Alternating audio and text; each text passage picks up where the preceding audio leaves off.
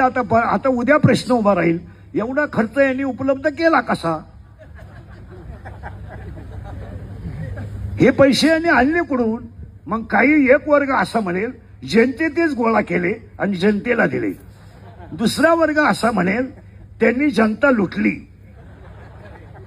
तिसरा वर्ग असा म्हणेल त्याला सगळ्यांचं समर्पक उत्तर आहे, माझ्यावर प्रेम करणारी जेवढी भक्त मंडळी आहे त्या भक्त मंडळीने 90% लग्नाचा खर्च स्वतः केलेला आहे.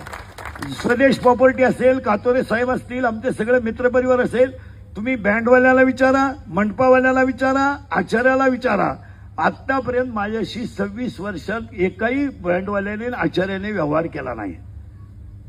त्यामुळे तो ट्रोल करण्याचा कोणालाही अधिकार नाही. ज्यांना आता आम्हाला देणाऱ्यांनी दिलाय त्यामुळे त्याच्यावर चर्चा व्हायचं काही काम नाही. आता फक्त मी तुम्हाला एवढं